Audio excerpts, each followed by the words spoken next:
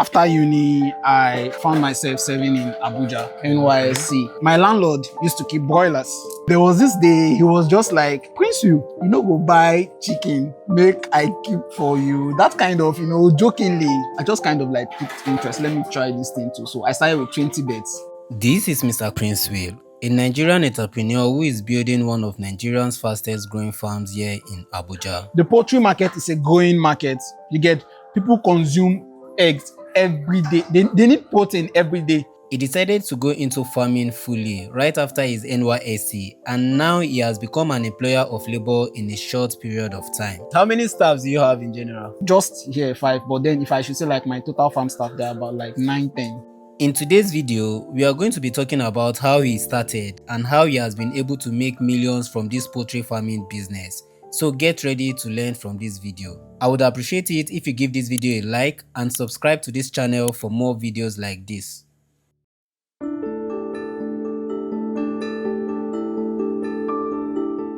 My name is Robert Fameme, popularly known as Farmer by Choice. The name of our farm is Farms Agro. We are into poultry farming, and at current I'm specialized in just layer farming. Before I actually got to this place, there had been some tussles, ups and downs. In fact, the first 3 batch of beds that I keep, I didn't make any profit from them. I made losses. Oh wow. I actually borrowed money to start farming. So how do you move from those losses to making profit afterwards? Okay, this is how it actually worked, right? So at the time when I was ready to start, after all the everything, I reached out to my friend, guy, I want to do this. So because, man, shout out to my friends. They believe so much in me that if I'm to tell them that I have this idea, I want to do this business, if they have money, they will just give it to me. Oh, wow. I have guys like that. They just believe in what I can do. You get. So as at the time I reached out to him and I was like, oh, Robbie, how far? I want to do this and are you interested? And he was like, oh yeah, now how much? And that's how I was just dishing out. First 3 batch losses. It was like I'm starting again. You get, after the first one, it's like I'm starting again. Second one, but I just kept doing it. Until at the time I found my space in the market. I saw that broiler market was difficult for me. You get, so I had to switch from broilers to layers. It was when I started layers, it now started getting profitable. Yes. How do you compare the layers to the broilers in terms of the management, the business in general? How do you compare it? Okay, thing is, I have come to believe that farming actually needs patience. The thing with broiler and layer farming is that broiler farming, the turnover for broiler farming comes in a very short period of time, 6-7 weeks. Oh, okay. But for layers, you have to keep them until they are 18 to 22 weeks before you start getting results from layers. Really? They don't lay eggs until they are like 18. You get? So you keep feeding them, and feed takes like 60 to 70% of operational costs. So if you're making like ₦1 million, 600,000 can be going for just feed alone. Water isn't part of it. Every other thing, payment for staff, they are not part of it. Just feed alone. Wow. Same thing goes for broilers too. And broilers, they even eat more than layers because you don't sell them without them being weighty. Are you serious? Yeah. Oh. They are sold according to their weight, so they have to eat a lot. You have to eat a lot. That's for broilers. So the amount of feed you get when you started, and compared to how expensive things are right now, how would you say you've managed that in the past and then now? And if possible, if you can tell us the amount you usually purchased in the past and what the cost looks like right now. Prior to this time, the amount I was buying feed, I think, was quite expensive than what it is now. I think the price of feed currently now is down. It's down, yes. For my birds now, they are laying eggs, so the feed type we are giving to them is layer. We currently buy a bag of layer for 16,500. They will take their starter. After starter, you're going to give them grower. After grower, you can give them prelay, or you just jump prelay and give them layer. You get, so all these feed types have different prices. If I'm to compare now to then, before I used to buy like 2 bags, 3 bags, but now at least I can buy 20, I can buy 30, I can buy 50 once, like in bulk.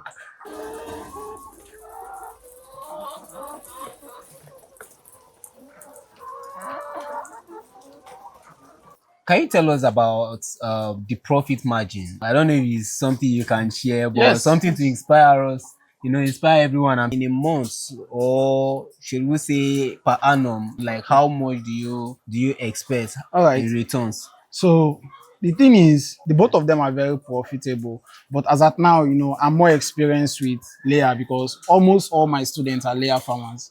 You get so the people I consult for are more of layer farmers, and then a few of them add broilers and fish to their farms.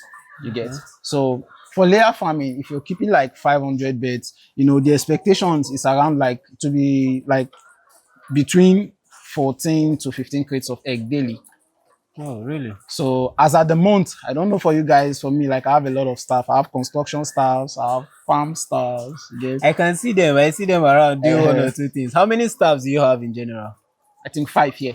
5 in Yeah. this establishment. Okay. Just here 5. But then if I should say like my total farm staff, they're about like 9, 10. Oh. But the people working in this farm currently, I think they're about 5. I'm to add myself because I'm working 6. Wow, that's a very good number. Yeah. So the profit Profit, you made, right. yes, sir. Everybody wants to hear money, money, money. Yeah, that's the main thing. I think I think that's the main thing about business. It's money now.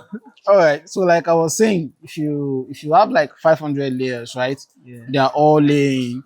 As at like 95% production rate, you'll be getting between 15 to 14 crates of egg daily. You get that's if they are not sick, they are not stressed, whereby their laying capacity has to like reduce. That's what you will be getting.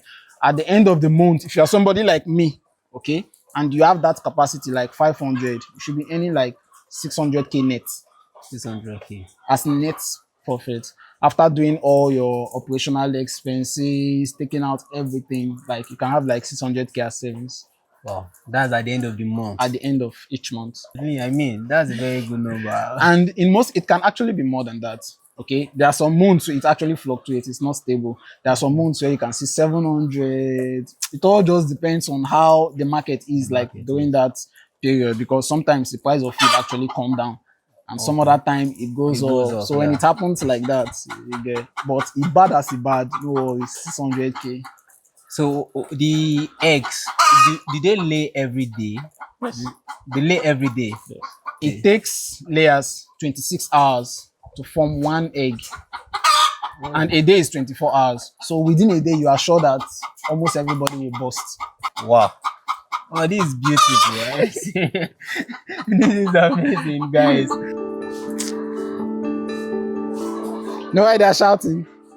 Because The seafood. the food. Wow.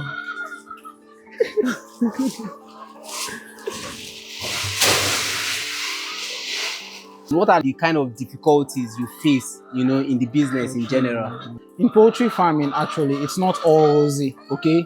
Even with the fact that, okay, these are layers, you get eggs every day, like you are seeing the money every day. But in most cases, that's not just it. You have the issue of mortality, and mortality occurs through like disease management. In most cases, these chickens, they can be ill and they don't give you signs that they are ill. You only have situations whereby perhaps you come to the farm and you see that you have one mortality, that's one dead. You get, in cases like that, what we'll do is we'll have to like take the chicken like far away from the pen. This place, this building is called a pen or a chicken coop. We take it far away, we tear it open to check their organs to see if there is any like inconsistency or anything wrong with them. That is one issue. So farm management is also part of it. Another thing again is market fluctuations. Like I told you, there are periods whereby the price of feed can be 16.5, and before you know it, you're going to buy the next time and they're telling you it's 18,000, it's 19,000. It happens like that, like all the time. Not just even feed, like other factors that you have to also like consider. Part of the operational cost also happens like that. So it's seasonal market fluctuation. A good example is at current now, point of lay beds. Point of lay beds are beds that are actually between the age of like 16 to 22. They've approached that period where they want to start laying eggs. You get, they are called point to lay. You get, now those beds, as at 2 months ago, you could get one for 6,500. But as at now, you can't even get for even 12,000. I'm not sure anybody. It's not even available. Wow. Like this is, I'm talking from experience. You get, from like practical market experience, because I did like a buy recently. That's how the market is now. But 2 months ago, you are buying 16 to 18 weeks for 6,500 and 7,000. But now 14 weeks is now even above this. These are the challenges we are having. If you ask them what's the problem, they will tell you it's from the hatchery. You get, before now you can buy like a day old chick DOC for like 1,100 naira. You can buy for 950 naira. But now you can't see for 1,500. It's above 2,000 naira currently. Wow. So seasonal market fluctuations is one very difficult problem we are having in poultry farming. The transportation system, how do you go about it? Is it that you get people to transport it for you, or you have your own company vehicle? How do you go about it? All right, so that's where farm management comes in. Like I told you, me, I'm what's it called, a business manager. I studied business management in school. Now, I would also say one of the reasons why my broiler farm wasn't as profitable as I wanted was because I like not involving too many factors of labor into the system, especially when you're still growing. You get, like when I was keeping broilers, what I used to do is when my broilers are up to 6 weeks, 5 weeks, I will inform my buyers. The way they do, they'll come and buy them in bulk. You know, when they are buying in bulk, they don't buy as expensive as when you take to the market or people come to buy one. If they are coming to buy them one, you can sell like 10,000, 8,000. But when they are coming to buy in bulk, they can just tell you they're also going to resell, so 6,000 per one, and you will sell for them because you can't keep them. If you keep them, you keep feeding them. It's your money that is. So that's how I used to manage it. Then, as at now that I'm now keeping like layers, what I do is my farm manager is the one that does the distribution. So if I'm coming to supply you egg, you actually pay one of the transportation. You get, we have like somebody that we can just call like a bike guy. You get, we supply just within Zuba. If I'm taking egg outside Zuba, maybe I'm taking egg to my house. We don't even have enough to supply. You get, like we are short of supply because the demand on us is much. That's the reason why we are doing this new construction so that we can like add up to what we have. So yes, transportation, that's how we actually like manage it. 20 crates, 10 crates. We just call our bike guy, he will come, take you there. They are going to pay one of the transportation and then maybe we'll pay for coming back. That's just how we manage it.